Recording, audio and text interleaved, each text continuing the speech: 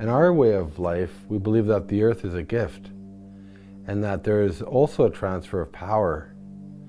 So we consider the sun as like a grandfather, and it brings power to the earth and it feeds everything here.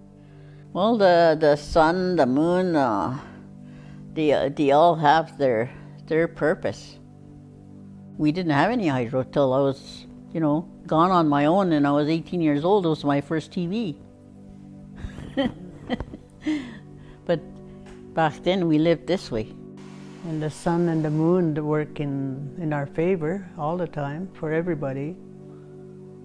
Like the sky world is working with us. Energy is such a fascinating thing because you have the sun, right?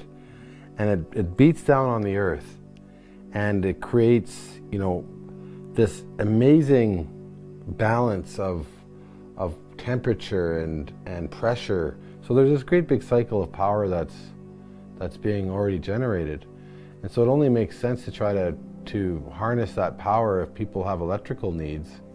Being able to make a transition to renewable energy I think is important, and trying to incorporate that to our communities and our families and things like that is going to be essential moving forward. Bringing solar to the camp and the art build and having it a communal and collective benefit for all people that go there makes me really happy, because it allows them to continue to practice their culture, practice their language, learn their language, and reestablish the sacred connections with Mother Earth, but also with one another. The idea of having solar here is, I think it's a move in the right direction, and hopefully we can inspire others, and show people that it's possible. So we just assembled all of the racking systems, so it's up, it's ready, it's moving, it's ready for solar panels. So Mike's just going to bring a trailer over and we're going to get installing. When you look at a house where the parents recycle, the kids grow up, the correlation's the same, and the kids are going to recycle. The younger generations and your kids are probably going to want to follow in your footsteps, right? That's what makes me excited about having solar here at the camp.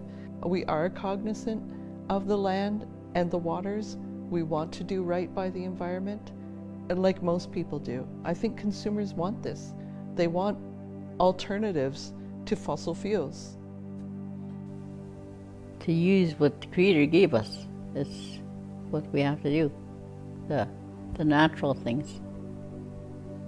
A lot of the things that we have access to now, require, petroleum products, gas, oil, and things like that. So when there's an opportunity that presents itself that allow you, your family, community, a group of people to make a transition to more green technology, I think that is an amazing opportunity. We're off grid, right? So that comes with its own challenges.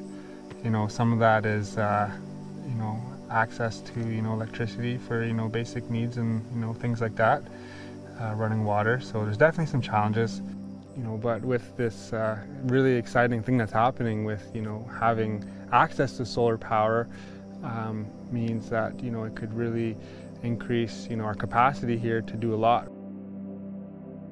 In order for the younger people to learn these things that we are doing out here, is to come out here and see what it's like for themselves and for their families. When you look at ICA and you look at Sacred Earth Solar, I think Nimkii Aazhibikong is really a beneficiary of the hard work that they do. In 30 years there'll be other technologies, there'll be other things, but for now this is the best. This energy sovereignty movement is a transition to going back to our original instructions. So this is really just a stepping stone to go back even further to live with Earth.